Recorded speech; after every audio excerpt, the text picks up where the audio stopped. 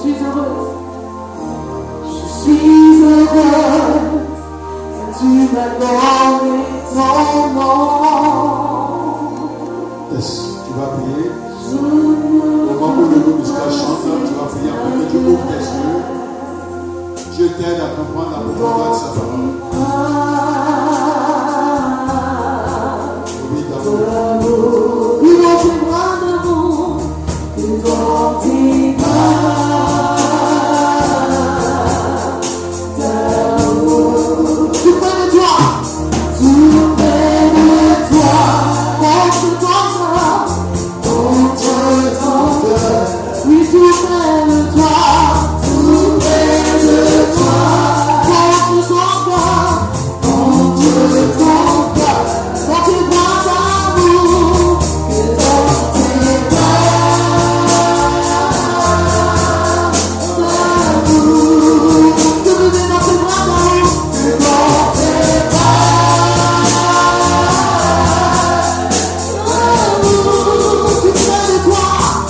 Tout près de toi. Contre ton cœur. Contre ton cœur. Tout près de toi. Tout près de toi. Contre ton cœur. Tout près de toi. Tout près de toi. Je veux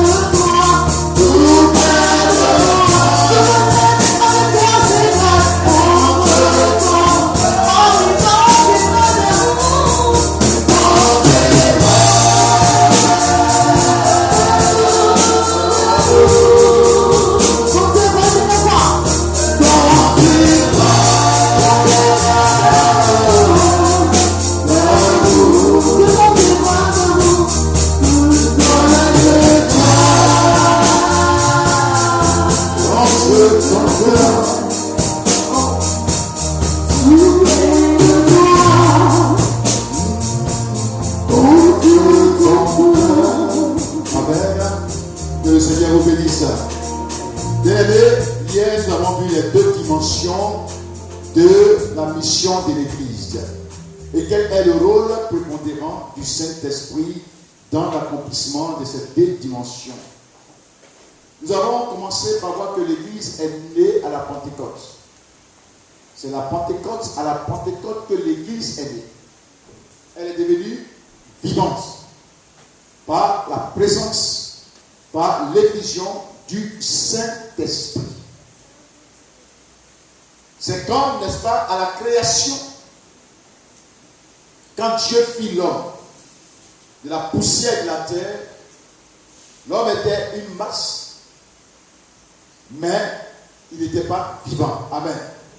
Quand l'Esprit est venu, quand Dieu a soufflé, le souffle en l'homme, il est devenu une âme vivante. La Pentecôte est une nouvelle création nouvelle de Dieu. Alors, l'œuvre de la création nouvelle a commencé par la mort et la résurrection de Jésus. Alléluia. La Bible dit que nous, les croyants, nous sommes morts avec le Christ et nous sommes ressuscités avec lui. Et cette résurrection de Christ, la Bible dit que cela s'est fait par la puissance du Saint-Esprit. Dieu a déployé sa puissance. Il a ramené le Christ à la vie. C'est ce que nous dit Paul dans Éphésiens, le chapitre 1, à partir des versets 20 jusqu'au verset 19 jusqu'au verset 20. Donc il a ressuscité Christ d'entre les morts par sa puissance, c'est-à-dire par l'Esprit de Dieu. Il a ramené à la vie. Alléluia. La Pentecôte, c'est tous ceux qui, n'est-ce pas, ont cru en Christ, qui sont comme Adam, n'est-ce pas, créés, mais qui ne sont pas vivants. Dis Amen. Dis Amen. Qui ne sont pas vivants. Ils ont été créés pour être une création nouvelle, mais ils ne sont pas vivants. Mais la présence du Saint-Esprit, l'effusion de l'Esprit leur a donné la vie de Dieu. Quelqu'un peut dire Amen. Alors l'Église est née à la Pentecôte. Elle est vivante. Elle est vivante et maintenant elle a une mission. Une mission qui se résume en deux dimensions. Il y a la dimension interne de la mission et il y a la dimension externe de la mission. Nous avons vu la dimension interne dans le sujet de prière qu'elle conduisait par rapport au message d'hier. Elle vous a donné la définition déjà de la mission interne. Il dit que c'est la mission que l'Église a de se construire à l'intérieur, de s'édifier pour atteindre la maturité, pour atteindre la perfection et être capable d'exercer le ministère à laquelle le Seigneur l'a appelé. Amen. Amen. C'est ça la mission interne de l'Église.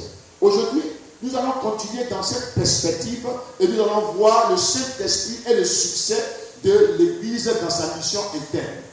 Le Saint-Esprit est le succès de l'Église dans sa mission interne.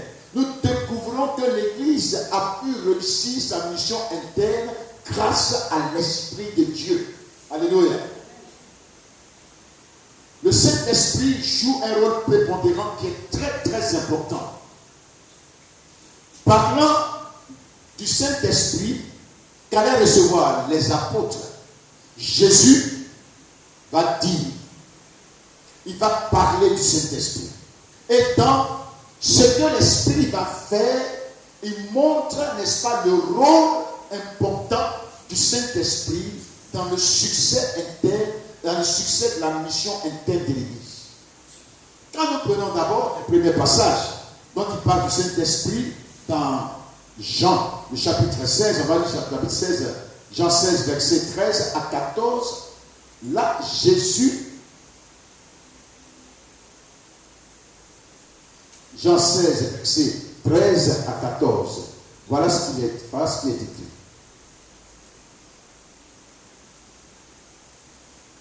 Il me glorifiera parce qu'il prendra de ce qui est à moi et vous l'annoncera. Tout ce que le Père est à moi, que le Père a est à moi. C'est pourquoi je dis qu'il prendra de ce qui est à moi et qu'il vous l'annoncera. Amen. Ici, dans ce texte, d'abord verset 13, d'abord, j'ai lu partie verset 14, il dit, quand le Consolateur sera venu, l'Esprit de vérité, il vous conduira dans toute la vérité, car il ne parlera pas de lui-même, mais il dira tout ce qu'il aura entendu et il vous annoncera les choses à venir. Dans ce premier passage-là, de Jean le chapitre 16, parlant du Saint-Esprit, le Seigneur décrit le rôle qu'il va jouer quand il va venir, ce consolateur. Et il nous dit que dans ce rôle-là, le rôle qu'il va jouer sera aussi un rôle pour aider l'Église à accomplir sa mission interne. Alors il dit, qu'est-ce qu'il fera l'Esprit quand il viendra? Il dit qu'il conduira les chrétiens dans toute la vérité. Dis Amen. Le Saint-Esprit, quand il viendra, il va conduire l'Église entière dans la vérité. C'est-à-dire, chaque croyant sauvé, il va les aider à découvrir la vérité, à connaître la vérité de Dieu, à connaître, n'est-ce pas, Dieu lui-même, à connaître le Christ. Il va guider chaque croyant dans la connaissance de la vérité. C'est une action interne que le Saint-Esprit va jouer. Donc, on va voir un premier grand point dans le croyant lui-même. C'est-à-dire l'action du Saint-Esprit dans toi-même, dans chacun de nous, dans le croyant lui-même. Qu'est-ce que le Saint-Esprit, quand il va venir, il va jouer comme rôle en toi? Il va te conduire dans toute la vérité. Vous dire Amen. Il te conduira dans toute la vérité. Deuxièmement, il dit, il instruira les croyants dans la vérité. Dis Amen. Il va t'instruire, donc il va t'enseigner. Il va t'enseigner dans la vérité. Troisièmement, il glorifiera le Christ dans le croyant. Dis Amen. Il me glorifiera. Donc le Saint-Esprit, quand il va venir, c'est de glorifier Jésus en toi. Dis Amen. Il va glorifier le Christ en nous. Et c'est ce que vous devez comprendre. Voilà pourquoi vous devez laisser vous conduire par l'Esprit. Parce que l'Esprit vient pour glorifier Christ en toi, te conduire dans la vérité. Là où tout est confus, on ne peut pas discerner entre la vérité et le mensonge. Mais quand l'Esprit de Dieu sera prêt de se manifester en toi, il va te révéler la vérité. Amen. Il va te faire voir la vérité, il va écarter le mensonge. Le Saint-Esprit vient nous conduire dans toute la vérité. Il va glorifier Christ. Et il nous annoncera les choses à venir. Dis Amen. Il va nous annoncer ce qui va arriver demain. Il va nous annoncer l'avenir. Il va nous décrire ce qui va arriver. Donc le Saint-Esprit, quand il vient en toi, il va te faire connaître aussi l'avenir. Dis Amen. Il va t'annoncer les choses à venir. Il vous annoncera. Il vous annoncera les choses à venir. Il va t'annoncer les choses à venir. C'est son rôle. C'est pourquoi il vient en toi. La Bible dit qu'il les annoncera tout ce qui aura pris Jésus. Dis Amen. Tout ce qu'il aura entendu de Christ. Il aura connu de Jésus. Il va te le révéler. Dis Amen. Il va te montrer le Christ. Il va te faire voir toute la dimension de Christ.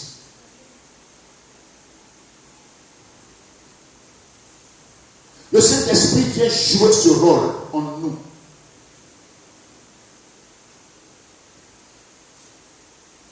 Amen.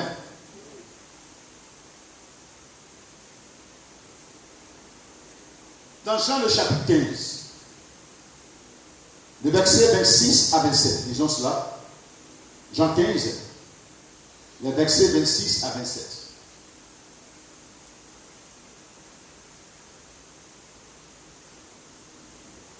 Il dit ceci.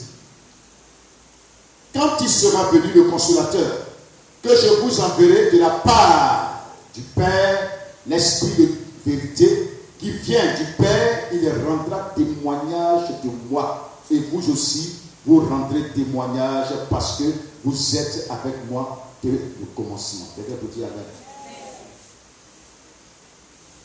Il dit quand il va venir, c'est de rendre témoignage de Jésus. C'est-à-dire que le Saint-Esprit va rendre témoignage de Jésus. Il va te rendre témoignage de Jésus. Il va te faire connaître le Christ. Il va rendre témoignage de Jésus. Et c'est pourquoi, comme il va rendre témoignage de Jésus en toi, toi aussi tu rendras témoignage de Christ aux autres. Quelqu'un vous dit Amen. D'où la mission est telle. C'est parce qu'il rend témoignage de Jésus en nous. Il nous convainc de Christ, que Jésus est le Christ, le Fils du Dieu vivant. Que nous pouvons aussi proclamer ça aux autres. Alléluia. Il vient pour rendre témoignage de Jésus. L'Esprit de Dieu ne vient pas rendre témoignage de quelqu'un d'autre. Tout prophète qui va venir pour dire que lui, le message de Jésus est passé sur son message venant de lui qui est arrivé, et que lui rend témoignage de lui-même, et qu'il parle par le Saint-Esprit, qui dit que c'est un menteur. Amen. Mais Jésus dit lorsqu'il viendra, le Saint-Esprit, c'est pour rendre témoignage de Jésus. Alléluia. C'est pour rendre témoignage de Christ. Il ne vient pas rendre témoignage qui que ce soit que de Jésus. Pour que nous soyons capables de rendre aussi témoignage de Christ. Dans Jean le chapitre 14, verset 26. Jean 14, verset 26. On voit la déclaration de Jésus concernant l'Esprit, son rôle dans la mission interne de l'Église. Il dit ceci. Jean 14, verset 26. On a tous trouvé. J'ai fait cette lecture. Mais le consolateur, l'Esprit Saint, que le Père enverra à mon nom, vous enseignera toutes choses et vous rappellera tout ce que je vous ai dit. Dis Amen. Il vient enseigner chaque chrétien toutes choses. Il vient nous enseigner toutes choses. Celui qui a le Saint-Esprit recevra l'enseignement de l'Esprit. Dis Amen. Le Saint-Esprit l'enseignera toutes choses. Et lui rappellera tout ce que Jésus a dit. Dis Amen. Le Saint-Esprit, son rôle, t'enseigner toutes choses et te rappeler tout ce que Jésus a dit. Les paroles du Seigneur. Pour que ta foi ne repose pas sur autre chose que sur la parole du Seigneur. Le Saint-Esprit vient t'enseigner toutes choses et te rappeler les paroles de Jésus. Dans 1 Jean le chapitre 2, les versets 20 et les versets 27, on parle de l'Esprit comme de l'onction. Dit l'onction qui est en vous, qui est sur vous, vous enseigne toutes choses. Vous n'avez pas besoin qu'on vous enseigne. Dis Amen. Le Saint-Esprit nous enseigne. Il nous révèle la vérité sur Dieu, sur Christ. Il témoigne de Christ. Il glorifie Christ en nous. Il nous révèle les choses à venir. Alléluia. Et cela est important. Paul affirme que c'est lui qui fait de chaque croyant un homme spirituel et lui communique la compréhension de la pensée de Dieu. Selon 1 Corinthiens chapitre 2, versets 11 à 16, on va dire cela. 1 Corinthiens 2, versets 11 à 16.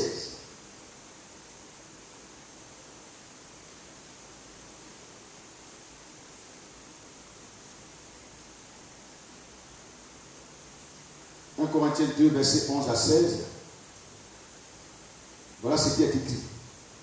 Lequel des hommes, en effet, connaît les choses de l'homme, si ce n'est l'esprit de l'homme qui est en lui.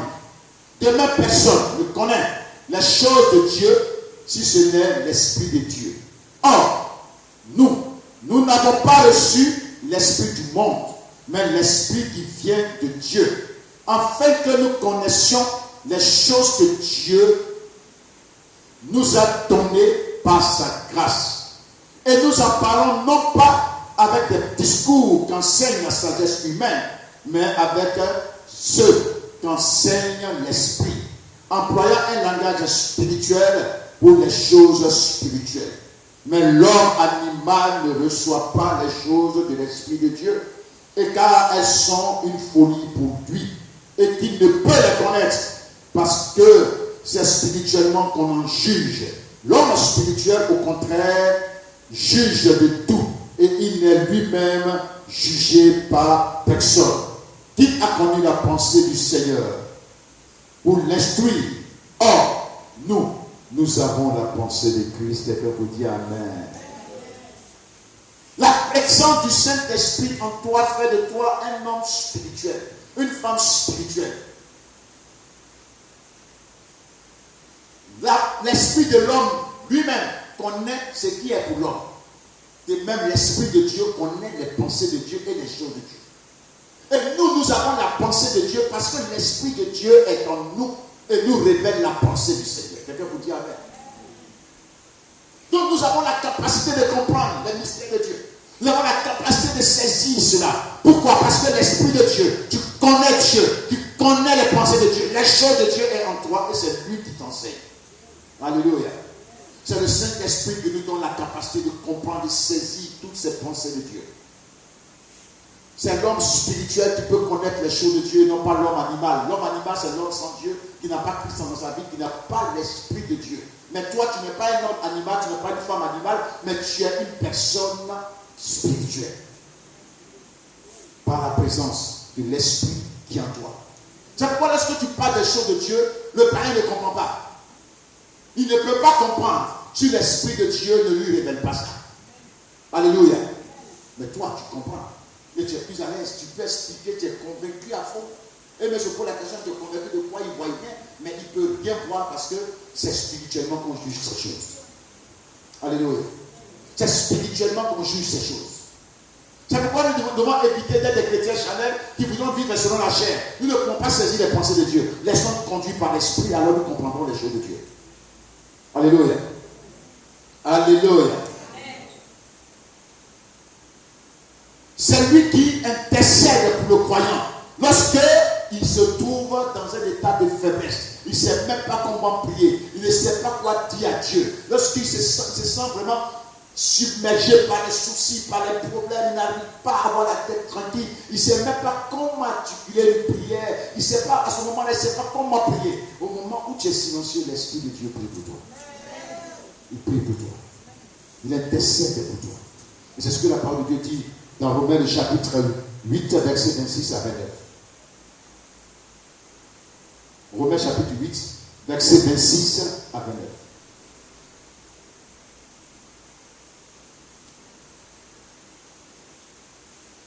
C'est ici. De même, aussi l'Esprit nous aide dans notre faiblesse, car nous ne savons pas ce qu'il convient de demander dans nos prières.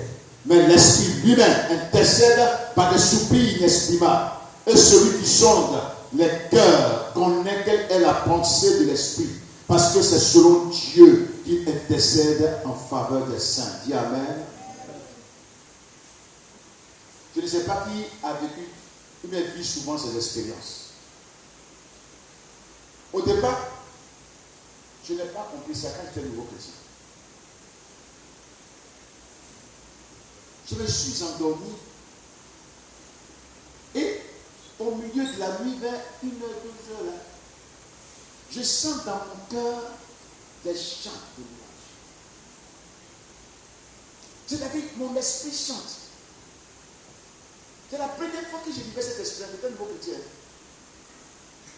Mon esprit chantait des chansons chrétiennes. Ça chantait, ça chantait. Je me suis réveillé, mais je ne peux pas arrêter l'esprit de chanter. Quand je veux penser à autre chose, ça chante. La chanson est là, dans mon cœur, dans mon esprit. Ça chante. Jusqu'à 4 heures, j'ai dormi. Je me réveille à 6 heures, je me suis pas en train de prier. Tout sur la prière. Je dormais, mais des prières montaient. Je n'avais pas compris cela. J'étais un peu troublé. Je disais peut-être que c'est un peu de folie qui arrive. Je devenais un peu fou. Je n'ai pas compris cela. Donc j'étais un peu tremblant et inquiet. Je n'ai pas aussi demandé à mon pasteur. Mais c'est au cours de la méditation que moi j'ai découvert ce passage. Là, mon père a découvert ça. Et quand j'ai découvert ça, alors j'ai compris ce qui m'arrivait. C'est que l'Esprit de Dieu priait pour moi. Et c'est selon Dieu. Parce que cette nuit-là, je me suis couché sans prier. Tellement j'étais fatigué. Qui sont ceux qui ont vécu cette expérience-là? Il a dit, vous voyez, c'est que l'Esprit de Dieu est en vous. Amen. Il est là pour intercéder pour toi. La Bible dit que c'est selon Dieu qui prie. Il connaît la pensée de Dieu. Et c'est selon Dieu qu'il intercède dans ta faveur. Donc les prières qui montent dans ton cœur, les chants de louange qui montent dans ton cœur, c'est l'esprit qui l'adresse à Dieu. Tu ne peux pas expliquer. Ce sont des soupirs que tu ne peux pas exprimer, mais ça chante. Alléluia. Parfois, maintenant, ce sont des chants que tu ne connais même pas. Qui a déjà vu ça? Il y a un chant que tu as bien chanté dans ton esprit, mais tu ne connais pas. Ce n'est pas encore sorti, ce n'est pas si c'est de quelqu'un.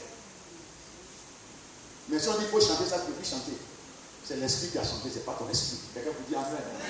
Quelqu'un vous dit Amen. Et ça, j'ai vu ça tout le temps. Moi, j'ai vu ça tout le temps. Et quand ça vient, c'est que c'est l'esprit qui chante. Il dit Seigneur, merci de prier pour moi. Alléluia. Il prie, il intercède pour nous. Et c'est selon Dieu qui le fait.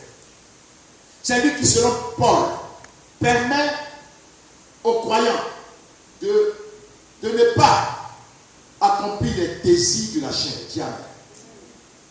C'est celui qui nous donne la force pour que nous n'accomplissions pas les désirs de la chair. Quand nous prenons Galates chapitre 5, verset 7, il dit marchez selon l'esprit et vous n'accomplirez pas les désirs de la chair. La chair a les désirs contraires à ceux de l'esprit.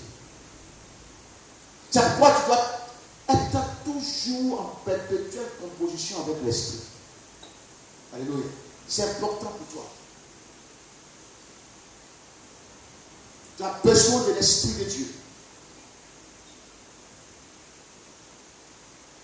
Moi, l'Esprit me révèle beaucoup de choses. Même parfois sur mes enfants.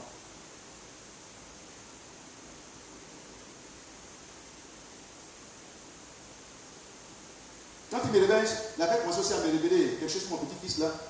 Tu sais ce qu'il avait dit? Paul. Moi, il appelle ma femme. Il ne l'appelait pas Paul. Ça, c'est mon seul. Amen. Et donc, j'ai dit, le Seigneur m'a révélé qu'un enfant est malade. Elle dit, comment ça? J'ai dit, je l'ai vu. Très malade. Au point que tu pleurais, sa maman pleurait, tout le monde pleurait. Et puis on a prié. Effectivement, l'enfant tombait très malade. Une autre fois encore, ça arrivait. Et le Seigneur me révèle que l'enfant a des problèmes de filon papille. 3 grosses filons ici dans ta tête. J'ai dit à ma chérie que non, l'enfant va avoir des filons sur sa tête. Et c'est arrivé. Dieu révèle. Quand il vous révélera les choses, il vous révèle. Laissez-vous conduire par l'esprit, il va vous révéler des choses. Il faut apprendre à connaître la voix de l'esprit. Pour la dissocier de la voix de ta propre conscience, de ton propre esprit. Moi, généralement, on mélange tout. Est-ce que c'est pas pour l'esprit qui fait ça? Elle n'est pas sur l'esprit, on ne sait jamais qu'elle est mélangée. C'est parce que tu n'as pas encore appris à connaître la voix de l'esprit. Or, Dieu parle souvent pour que tu puisses identifier sa voix et faire la différence entre la voix de ton propre esprit et la voix de l'Esprit Saint. Quelqu'un peut dire Amen. C'est pourquoi tu as besoin d'être en connexion avec l'Esprit de Dieu. C'est lui qui nous permet de vivre par lui. Il nous révèle de puissance. En vue du témoignage à rendre de Christ. Selon Actes chapitre 1, verset 8. Et Galates chapitre 5, verset 25 dit, marchez par l'esprit. Et dit, marchez selon l'esprit. Alléluia. Marchez selon l'esprit. Vivez selon l'esprit. Quel est son rôle? C'est-à-dire qu'on a vu maintenant le succès qui nous accompagne pour notre maturité spirituelle, le travail qu'il fait en nous. Son rôle est capital. Si nous voulons grandir, mûrir, nous voulons être des personnes de l'esprit, il faut laisser conduire par l'esprit. Dis Amen. Il a été donné pour accomplir ce qu'on a vu là. Il est venu pour ça dans ta vie. Il est venu en toi pour tout ça. Mais parfois on empêche l'esprit de Dieu d'agir parce qu'on veut faire les choses par nous-mêmes. On veut que les choses soient passées selon notre propre désir. Alors qu'il est venu pour ton bien.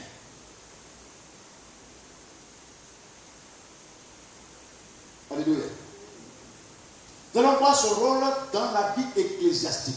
Quand je parle de la vie ecclésiastique, dans le deuxième point, je vais parler de la vie de toute la communauté. Son rôle qu'il joue dedans. Amen. Alléluia. Comment il travaille pour que nous réussissions cette vie communautaire, que nous puissions réussir la mission à l'intérieur interne de l'Église, la maturité, la croissance, l'édification, la construction spirituelle des uns des autres.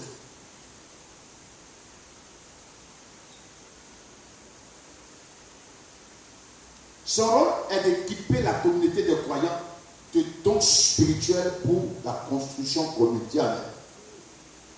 Dans l'assemblée, pour nous permettre tous de maturer, de grandir, de se développer, l'Esprit de Dieu donne des dons spirituels à chaque croyant, en sorte de le mettre au service de toute la communauté pour le développement, pour la construction spirituelle des uns et des autres. Je vais vous dire, nous avons besoin des dons spirituels des uns et des autres pour nous construire. Notre seul don en nous ne lui permet pas de nous construire pleinement. Amen. Mais le don de l'autre est important pour ta construction. C'est pourquoi le Seigneur ne donne pas les mêmes dons aux gens. Dis Amen. Il donne des dons différents pour que cette diversité puisse construire spirituellement chacun. On prend l'exemple, n'est-ce pas, du corps. Vous voyez, voici le bras, ça a son rôle. C'est pas ça? La main a son rôle, les yeux ont leur rôle, le nez a son rôle, la bouche a son rôle, la langue, tout ça, chacun a son rôle, c'est important. Je vais vous dire, même le petit point, c'est important. Le jour tu es constipé, 2 jours, 3 jours, 4 jours, tu as tous les problèmes. La main a des problèmes, les yeux ont des problèmes, tu as migraine. C'est de l'autre côté, mais pourquoi tu as mal à la tête? Parce que vraiment, il y a quelque chose qui ne fonctionne pas. Amen. Or, la constipation peut tuer. Vous comprenez? Ça peut tuer. S'il n'y a pas d'évacuation, tu vas mourir. Donc la tête, les yeux, les narines, tout le reste du corps, là, les membres, les pieds là, ont besoin que ça dégage là. Sinon, c'est la mort de tous les membres. Donc ça veut dire quoi? Quand le Seigneur prend l'image des membres et puis dit, quand un membre est affecté, c'est tout le corps qui souffre. Ce n'est pas faux. Ce n'est pas du tout faux, mais c'est une réalité spirituelle aussi. Autant physiquement, c'est vrai, mais aussi spirituellement, c'est vrai. C'est pourquoi tu as besoin de dons des uns des autres. On a besoin de nos dons les uns des autres pour nous construire tous ensemble. Vous comprenez? L'armée a son rôle, elle est importante. Elle est importante pour la construction du pays. Vous comprenez? Les richesses d'un pays ne peuvent être protégées que par l'armée. S'il n'y a pas d'armée là, tu es livré. Les différents ministères sont importants pour le développement de la nation et pour le bien-être de toute la population. Donc nous devons comprendre ça. De la même manière dans l'église, là, les dons des uns et des autres sont importants. Les chants sont importants. Quand ils chantent, vous n'êtes pas édifié. Ça ne vous fortifie pas. Ça ne vous met pas comment adorer Dieu. Les chants aussi des prédicateurs, là, il est important quand ils prêchent. Amen. Celui qui fait la direction, qui préside l'étude là, est important. Parce que vous prenez dans la séquence de l'adoration. Celui qui fait les portes là, qui les portiers là, ils sont importants. Ce sont eux qui vous disposent pour vous faire asseoir, qui mettent de l'ordre. Tout est important. Même celui qui nettoie le petit coin où on va là, si c'est ça qui va là-bas. C'est que ici, tout ça là, c'est un service. Ça contribue au bien-être de toute la communauté. Donc il ne faut pas mépriser. Il ne faut même pas mépriser. Parce qu'il est important. Sans son don là, tu ne peux pas te construire totalement. Alléluia. Prenons la parole de Dieu, on va voir cette vérité.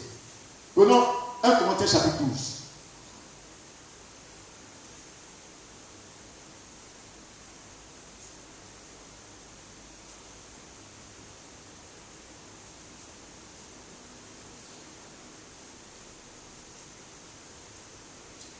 Corinthiens 12. On va lire les versets 7 à 11. D'abord. Or, à chacun, la manifestation de l'esprit est donnée pour l'utilité commune. En effet, à l'un est donnée par l'esprit une parole de sagesse. À un autre, une parole de connaissance, selon le même esprit. À un autre, la foi, par le même esprit. À un autre, le don de guérison, par le même esprit. À un autre, le don d'opérer des miracles.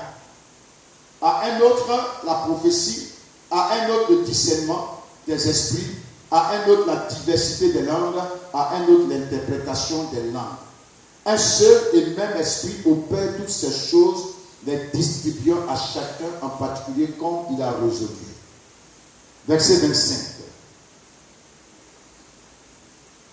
Il dit, afin qu'il n'y ait pas de division dans le corps, mais que les membres aient également soin des uns des autres.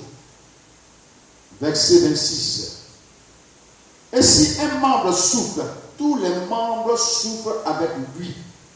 Et si un membre est honoré, tous les membres se réjouissent avec lui. Vous êtes le corps du Christ, verset 27, et vous êtes les membres les uns des autres. Dis Amen. Cette diversité est pour le épanouissement de tout le monde. Il y a diverses sortes de dons ici qu'on a cités. C'est pourquoi tout le monde ne peut pas avoir le don de guérison. Amen. Tout le monde n'est pas médecin dans une nation. Alléluia. Tout le monde n'est pas bilingue. Parfois, par l'école, on peut rendre toute la société bilingue. Par exemple, on peut dire qu'on enseigne à l'école l'anglais et puis le français. C'est pas ça.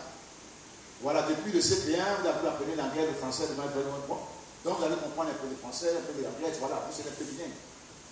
Mais vous ne parlerez pas l'allemand. Vous ne parlerez pas l'espagnol. Vous ne parlerez pas d'autres langues. Non. Parce qu'on t'a enseigné. Mais il y a d'autres personnes à qui Dieu a donné la capacité d'être bilingue. De comprendre toutes ces choses-là. Donc, il y en a qui ont le don de parler en langue. Il y en a d'autres aussi à qui Dieu fait le don d'interpréter. Alléluia. Comme on n'est pas tous bilingues là, il faut qu'il y ait quelqu'un qui parle, qui interprète. Quand un Allemand vient et commence à enseigner en allemand, il faut qu'il y ait un interprète. Et l'interprète, son rôle, c'est de nous permettre de comprendre ce qui est dit pour être édifié. Dis Amen. Moi, c'est important. Il y a le don de foi.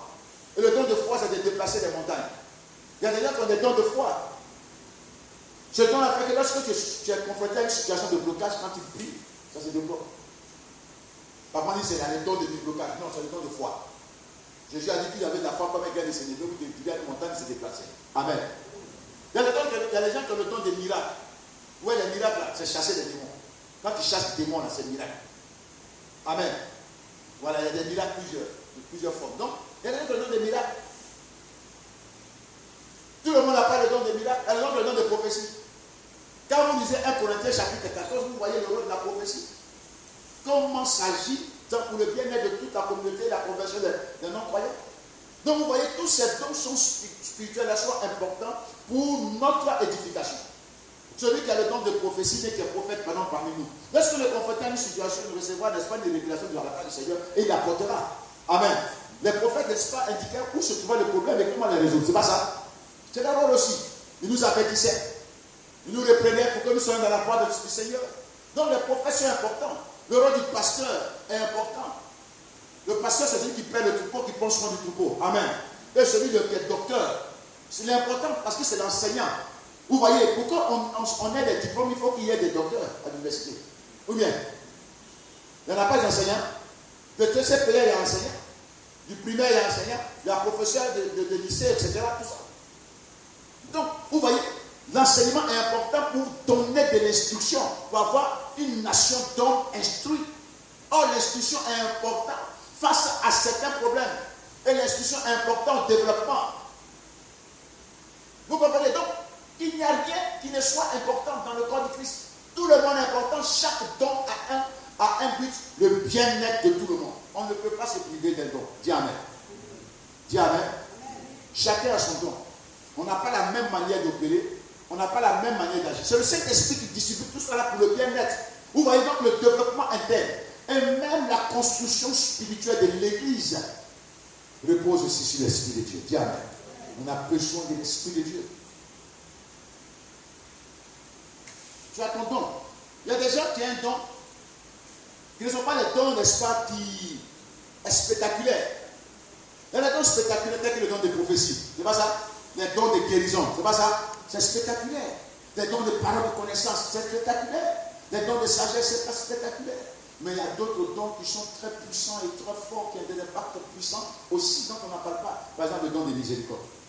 Vous savez que la miséricorde est un don. Regardez dans Romains, le chapitre 8, chapitre 12, du moins, c'est vous qui verrez le don de miséricorde. Il y a des gens qui ont le don de miséricorde, et ceux-là, ils sont importants. Quand quelqu'un traverse une situation, il sent très misère, ils vont l'aider jusqu'à ce qu'elle se relève. C'est pas bon? Qui d'entre vous se trouver dans une situation avec besoin, n'est-ce pas, d'une main sur laquelle il peut s'appuyer pour se relever? Moi, j'ai eu besoin de ça. Et j'ai plus besoin. Mais c'est ceux qui ont le don de miséricorde qui peuvent le faire. Les dons là, ça fait du bien. Ça réjouit, ça fortifie. Il y a des gens qui ont le don d'exhorter. Eux, ils savent encourager. J'en connais quelques-uns. Hein. Si tu es abattu n'importe comment, tu es découragé n'importe comment, tu vas les voir. Ils ne vont même pas dire bonnes choses. Ça te fortifie.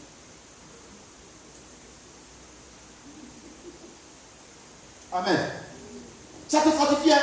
Les simples mots. Même moi là, si moi je dis ça, ça ne va rien te dire. Mais si lui dit, ça va te pénétrer, tu vas comprendre, tu vas te fortifier. Ils ont un don d'exhortation, don d'encourager les gens, don de relever les gens, don d'encourager les gens à avancer. C'est un don, c'est important. C'est important pour la vie de l'Église, pour la construction des uns des autres. Il y a d'autres qui ont un don de libéralité. Vous les voyez, ils aiment donner. Et cela ne manque toujours de rien. Amen. Ils ont la libéralité. Il y en a qui n'en ont pas là. Ils ont la main dure. Mais ceux qui, n'est-ce pas, ont le don de libéralité, ils soutiennent. Donnent à Dieu. Ils prennent en compte énormément de choses. Parfois, tu penses qu'il est bête. Mais il n'est pas bête. Hein? C'est son don. Dans la Bible, là, il y a un qui a le don de libéralité, aussi le don d'exhorter. Lui, il a deux dons, là, on peut dire trois dons. Il a un ministère, le ministère d'apôtre, c'est Barnabas. Et puis il a le don d'exhortation et il a le don de libéralité. Barnabas, hein? Regardez dans Actes chapitre 4, on parle de lui. Qu'est-ce qu'il fait? Barnabas va vendre toute sa propriété et puis envoyer l'argent dans l'église pour que chacun puisse, n'est-ce pas, être satisfait dans tous ses besoins. Tout son champ, toute sa propriété, il vend. Ses richesses, il vend tout, il envoie. C'est un don de libéralité qu'il a. Quand quelqu'un même est rejeté par les gens, quelqu'un n'est pas accepté par l'assemblée, c'est Barnabas qui le récupère, l'aide, afin qu'il fasse tout pour que l'assemblée l'accepte. C'est ce qu'il a fait avec Paul. Paul était un persécuteur de l'église. Quand il s'est converti, personne n'avait confiance en lui. Et personne dans l'église était prêt pour ce monsieur-là. Mais c'est Barnabas qui l'a écouté, qui a pris Paul avec lui chez lui. Paul dormait chez Barnabas. Et Barnabas l'encourageait. Donc quand Barnabas va à l'église, va avec Paul. Il fait un peu comme pour l'imposer dans l'église. Et quand on a envoyé Barnabas en Antioche, il a pris Paul pour aller avec lui. Et c'est là que le ministère de Paul s'est déclenché pour aller, n'est-ce pas, dans la marche. C'est Barnabas. Il y a un don d'encouragement. C'est ce qu'on appelle fils d'exhortation. Parce qu'il s'est exhorté, il s'est encouragé. C'est un don que Dieu lui a donné. Et les apôtres ont reconnu cela et ils l'ont appelé fils d'exhortation. Oui, tout ça là, c'est important. C'est l'esprit qui distribue ça à chacun selon comme il veut. Pour le bien-être de tous. Alléluia. Vous voyez, c'est fort. Donc, les dons de prophète, c'est aussi important. Quand on regarde dans Actes des Apôtres, on parlait d'Agabus. Ça, c'est le prophète que les gens reconnaissaient authentiquement comme prophète de la Nouvelle Alliance. Agabus est venu et il a prophétisé que dans quelques années, il y aura une grande famille dans toute la Judée et dans la Samarie. Et il a dit que la famille est effectivement arrivée. Les prophètes, il y en a qui sont prophètes, mais ils ne disent rien. Tu ne peux pas être prophète authentique du Seigneur et puis il ne va pas te parler. Quand même quelque chose doit arriver, il va annoncer ça déjà. Amen. Dieu dit, j'annonce les choses avant qu'elles n'arrivent. C'est pas ce qu'il dit, j'ai vu ça. Et puis c'est arrivé, j'avais vu ça avant. Non, non, non, pour toi, il faut garder. Tu n'as rien dit depuis là. C'est pas maintenant que tu vas venir, dis ça là pour prendre ça. Il dit que c'est la tienne. Non, non, non, il ne faut pas le fatiguer. Dieu là, il annonce, ça n'existait pas. Et puis ça vient. Il annonce avant. C'est pourquoi quand les gens me disent, j'avais vu ça, il dit d'accord. J'avais qu'un truc allait arriver, tu disais rien depuis là. C'est maintenant que ça arrive, tu t'avais vu. Vous dites que toi tu es prophète. Non, non. Le prophète annonce les choses avant que cela n'arrive. Amen. Agabus a vu Pierre, Paul du moins. Il a pris la ceinture de Paul. Il s'est attaché les mains. Et puis il a dit, celui à qui appartient la ceinture. Il a dit, on va l'attraper, on va le lier, les jeter en vous. Pourquoi les parties on l'attrape, on les jeter en vous? Voilà prophète. C'est pas on dit que le ministère prophétique existe. On connaît ça, comment ça existe. Tu es prophète? Mais quel problème on n'a pas eu ici?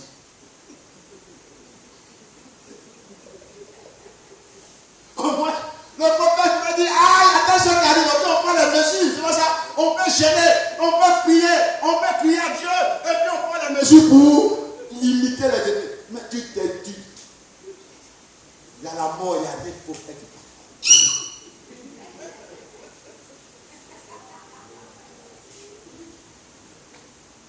Alléluia. Alléluia. Donc tous ces dons sont valables. Et c'est le Saint-Esprit qui donne ça pour la construction, pour le succès de l'Église. Alléluia. C'est lui qui œuvre à une parfaite communion fraternelle dans l'Église. Regardez ce qu'il a fait dans l'Église de Jérusalem. Prenons Actes chapitre 4, versets 13 à 37.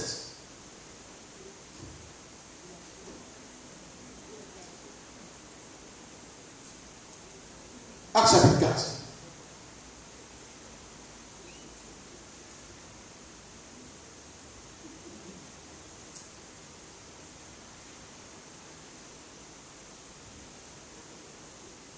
Verset 31 à 37. La multitude, non je vais dire un peu en haut pour qu'on puisse comprendre. Quand ils eurent prié, le lieu où ils étaient assemblés trembla.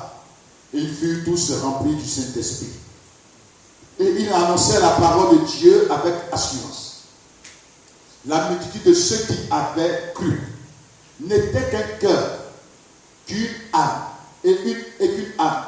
Nul ne disait que ses biens lui appartiennent en propre, mais tous étaient communs entre eux.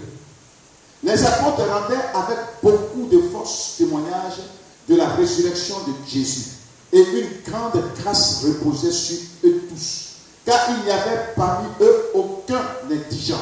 Tous ceux qui possédaient des champs ou des maisons les vendaient, apportaient le prix de ce qu'ils avaient vendu. Et le déposaient aux pieds des apôtres et l'on faisait des distributions à chacun selon qu'il en avait besoin. Joseph, surnommé par les apôtres Barnabas, ce qui signifie fils d'exhortation, Lévite originaire de Chypre vendit un champ qu'il possédait et apporta l'argent et le déposa aux pieds des apôtres. Dis Amen.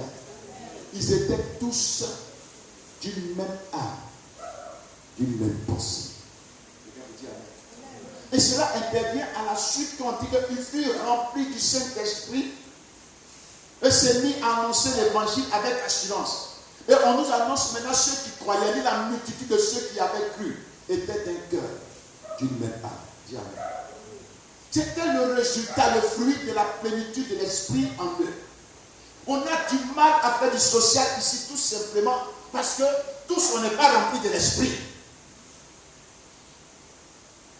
Si l'esprit est agissant au milieu de nous et qu'il remplit chacun de nous, chacun se laisse conduire par l'esprit, on serait tous d'une même pensée, d'un même cœur. Alléluia. Des choses extraordinaires, on va les faire sans même calculer. Et on serait heureux de les avoir fait parce qu'ils sont conduits par l'esprit. Et il y a un, il n'était pas rempli de l'esprit. Ananias. Regardez le chapitre 5. Il va vouloir mettre à mal la communauté, la vie communautaire parfaite, belle qu'on a lu tout à l'heure. Jolie à voir. Ce à quoi tous nous pouvons aspirer. Ananias, quand il a vu Barnabas vendre aussi, il va les vendre. Tout le monde n'a pas le don de libéralité. Alléluia. Moi, j'ai mon Chanel. Il savait vendre. C'est bien. Sa maison. Sa femme l'intercède. Dit tu vas avoir l'argent pour vous. Elle dit non, combien. De toutes les manières, on est deux ici. Personne ne sait.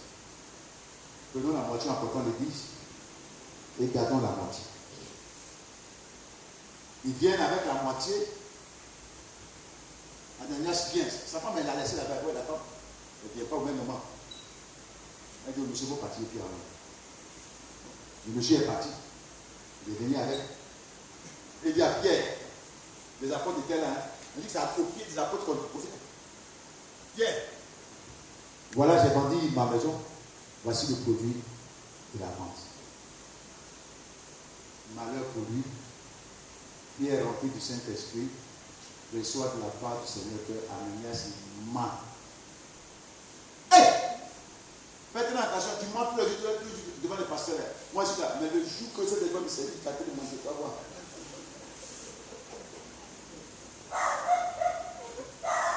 Alléluia. Alléluia. Elle est là qui ment. Voici ma dîme. Ce n'est pas la vraie dîme. Voilà ceci. Ce n'est pas vrai. Tu mens seulement. Et il dit Ananias. Ananias. La maison là, si tu avais vendu et que tu as gardé même le produit, c'est pour toi, non? Il dit oui. Mais pourquoi tu emportes la moitié et tu dis que c'est tout le revenu ici à l'église? Ce n'est pas à moi, Pierre, tu as menti. C'est au Saint-Esprit. Alléluia. Quand Ananias a entendu ça, son cœur est coupé. Qu'est-ce que tu as dit? Il est mort.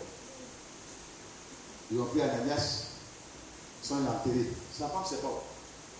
C'est pourquoi il dit que ici, là, vous devez comprendre, voyez, les chrétiens, quand un chrétien meurt là, même s'il a été mauvais, c'est l'église qui enterre. Vous comprenez? C'est l'église qui enterre. De toute la manière, la mort là, on va partir. S'il n'y a pas les gens qui s'occupent des cadavres, c'est pas que je trouve le quoi ici. Si tout le monde a peur d'être mort, c'est pas qui va te soulever, toi ou qui est là. Il y a des gens, au moins, ça qui te donnent dans un dernier maquillage. La dernière beauté en train de partir. Voilà. C'est important. Donc, tous ces morbiers-là, c'est vraiment important. On ne peut pas avoir société sans cela. Sans hypocète, sans moque, sans quelqu'un qui lave cadavre, sans quelqu'un, n'est-ce pas, qui fait formol, sans des médecins légistes. Il ne peut pas avoir ça. Il faut qu'il y ait tout ça. C'est tout ça là qui fait le bien-être de la société. C'est lui de montrer. L'esprit de mort, l'esprit de mort. Amen. Ceux qui sont enterrés à Néné, c'est sa femme, ils ont eu l'esprit de mort. On est trop charnel souvent. On n'est pas trop mature spirituellement. On voit tout en démon. C'est pas un démon. Faites même des entreprises mortières. Ce n'est pas un péché. Est-ce que la Bible a dit que celui qui fait service mortier là, c'est un sorcier? Non, parce qu'on fait un service mortier que finalement on cherche que les gens meurent. De toute manière, tu ne cherches pas le bon bout. Parce qu'on va, d'ailleurs, on va poser la question, mais est-ce qu'on doit prier pour le service mortier pour que ça marche?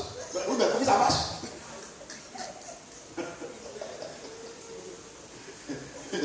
Amen. Mais en réalité, il faut que ça marche. Il faut prier pour que la plupart de ceux qui veulent en avoir les là. De toutes les manières, on va mourir. Ou bien, c'est pas parce qu'on a fait ça qu'on veut que les gens meurent. On ne peut pas, on ne souhaite pas ça. Mais la mort fait partie de la vie depuis le jardin d'Éden.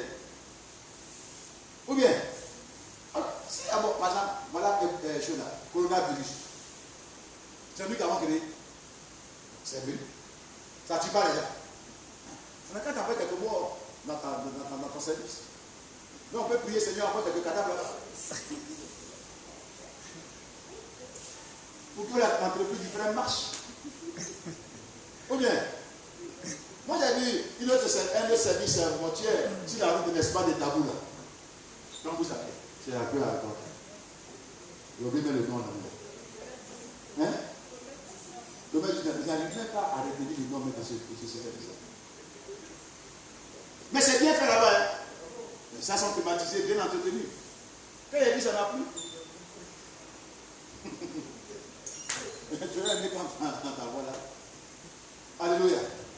Mais ce n'est pas parce que tu vois ça que tu penses que toi tu peux mourir. Tu n'as pas un esprit suicidaire. On veut vivre, mais la mort va arriver un jour. Ça, il faut te mettre ça dans ton esprit. Tant que Jésus n'est pas encore arrivé, on va mourir. Bien. On n'est pas dans les gens. Il n'y a pas de cimetière tout le temps quand il passe à l'école. Tu ne vois pas les portes. Il va arriver là. Non, ce n'est pas ça qui est un problème. Donc on peut prier pour que l'entreprise du frère marche. Pour que ceux qui meurent, on envoie les cadavres. Ce n'est pas mauvais. Amen. Parce que c'est la dîme de tous ces personnes qui travaillent à la mort qui fait passer à Marseille. Vous voyez qu'il n'y a pas de chrétiens dedans. Il y a des enfants de Dieu, des vrais enfants de Dieu. Allez-y à la mort, vous êtes des vrais chrétiens.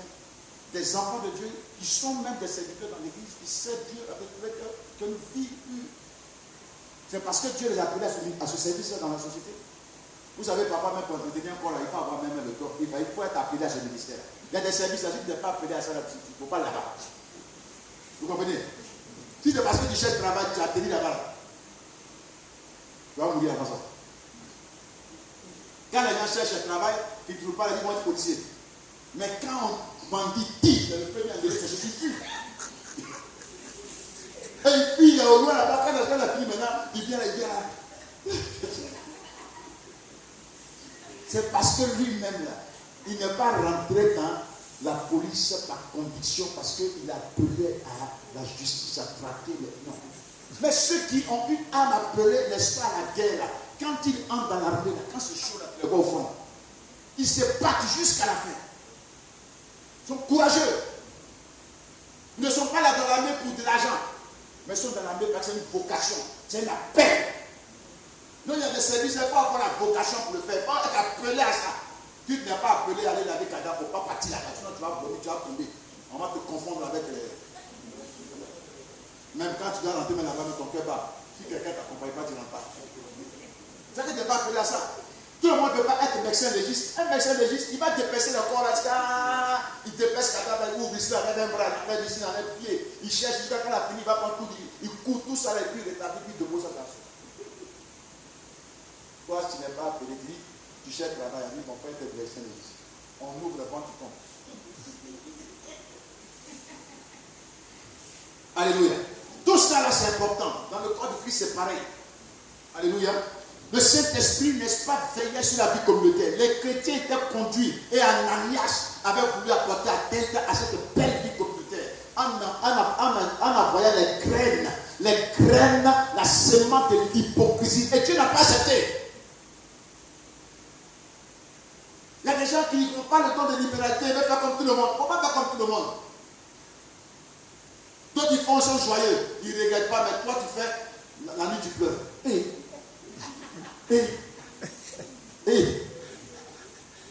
Ma tête, tu dirais, je suis revenu, mon père n'a pas dormi, là je j'ai prié, oh, tu as fait de regretter tout l'argent que tu as donné ici. Il ne faut pas faire comme tout le monde. Ça a tué Ananias et puis sa femme, Ils sont morts à cause de ça. Ils ne sont pas faits pour ça. Il ne faut pas être hypocrite dans la maison du Seigneur. Dis Amen. Dis-moi Amen. Donne-moi toi Amen. Il faut être frère. Dieu donne des dons à chacun. Hein? Ma soeur a fait ci, des parents disent que moi je fais rien. Il faut que j'aille faire. Tu prends un petit peu, tu regrettes. Et Amen. Donc le succès de cette belle vie communautaire-là était l'œuvre de l'esprit.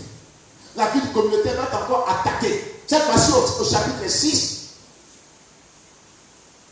on va avoir division. Les hellénistes vont se plaindre de ce que dans la distribution des parts de chacun, ils étaient lésés. Et que les juifs, là, eux, étaient bien entretenus. Ça a commencé à créer division dans l'église. Donc les hellénistes regardaient les juifs, les juifs aussi regardaient les hellénistes. Donc ça allait toucher la communauté, la vie communautaire. Les apôtres sont touchés, ils viennent. Qu'est-ce qu'ils font? La Bible que Pierre, sous l'inspiration de l'Esprit, dit frère, on a compris, c'est nous qui distribuons la nourriture, là, ça pose problème. Quand on est tellement occupé par la prédication de la parole, on n'arrive même pas à faire les choses de façon correcte. C'est vrai. Un pasteur ne peut pas faire tout. C'est vrai. On peut connaître tout, mais on ne peut pas faire. On ne peut pas te mettre en social, on ne peut pas te mettre en partout. C'est ça. C'est pourquoi dans l'église, on prend des personnes, on leur confie des responsabilités pour s'en occuper. Alléluia. Et pour que nous, on se concentre à la prière et puis, n'est-ce pas, à la prédication. Et puis, il y a d'autres choses qui, vraiment, sont proches même du ministère pastoral. C'est important. Et c'est ce que Pierre a proposé. Il dit, bon frère, nous, on va s'occuper de la prédication et de la prière. Mais vous, choisissez parmi vous 7 personnes remplies du Saint-Esprit de qui leur rend bon témoignage et confiez-les cela. Vous voyez là le problème ici souvent, c'est que lorsqu'on veut choisir des gens pour des tâches, on regarde les choses trop par amitié ou n'est-ce pas par affinité. On ne tient pas compte de certains critères. Est-ce qu'il a un bon témoignage? Est-ce que ce n'est pas un voleur? Il y a des gens qui ont volé l'argent.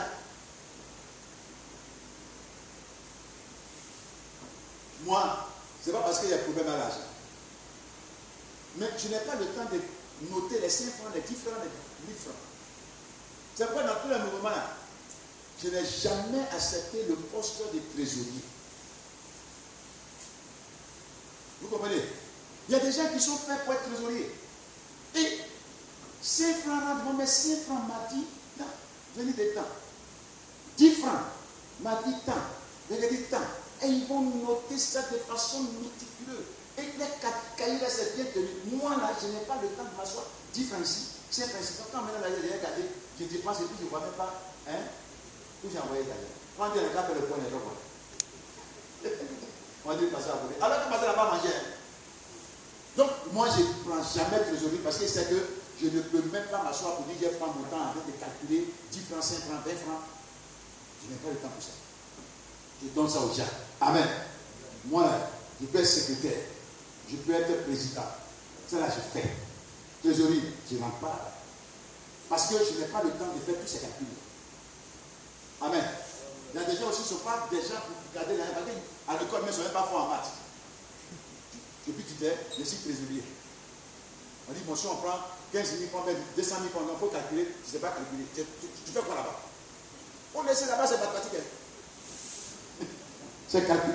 Amen. Donc il y a des choses que tu ne peux pas faire. On vous donne. Et Paul a dit, se trouver. La Bible dit que cette proposition a pris à l'église et ils ont choisi, n'est-ce pas, 7 personnes. Et puis, le problème est réglé. Dis Amen. Mais c'est par l'esprit qu'ils ont trouvé la solution. Quand même il y a des situations, mais si l'église se laisse conduire par l'esprit, les situations vont trouver des solutions au nom de Jésus. Alléluia. Alléluia. Vous voyez donc, l'esprit de Dieu sera agissant dans l'église pour résoudre le problème interne, pour vous permettre à l'église d'avoir le succès sur les problèmes internes. Problème de doctrine, c'est par l'esprit de Dieu que ça a été résolu dans Actes chapitre 15. Alléluia. Le Saint-Esprit est celui qui, n'est-ce pas, veille et œuvre au succès de l'Église dans sa mission interne. Bien aimé, on a besoin de l'Esprit. Les apôtres prêchaient dans la plénitude du Saint-Esprit. On voit cela dans 1 Corinthiens 2, verset 4, Colossiens 1, 28 à 29. Éphésiens 4, verset 11 à 14, on voit que l'Esprit de Dieu fait don d'ouvriers à l'Église pour permettre à l'Église de pouvoir réussir sa mission interne. Il est révèle de puissance pour accomplir ça. Bien aimé, sans l'Esprit, on ne peut pas réussir.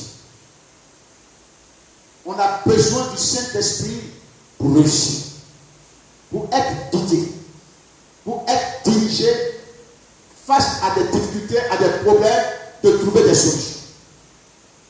En Acte 6, il a trouvé la solution, la paix est venue. Mais en Acte chapitre 5, il a tué 2 personnes. Il fallait les tuer pour que la paix vienne à l'église. Parfois, régler les problèmes, ce n'est pas forcément Dieu que ça va réussir, on serait plus ensemble. Parfois, même Dieu peut décider par le Saint-Esprit même d'enlever des personnes. Dis Amen. Voyez, tant qu'ils sont là, c'est livré. Vous comprenez? Mais tout ça, c'est l'Esprit qui le fait. C'est le Saint-Esprit qui conduit. Si on se laisse guider par l'Esprit, les solutions viendront de la part du Seigneur.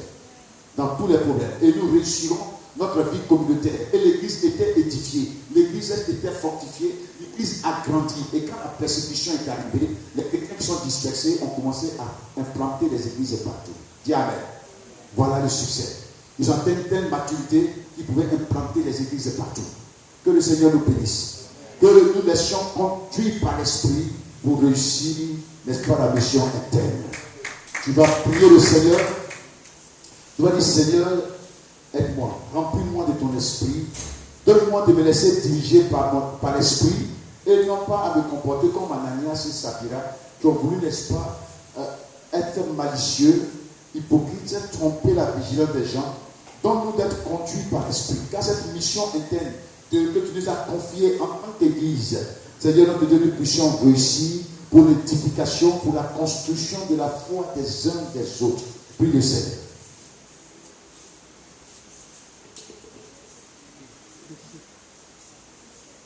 Prie Dieu.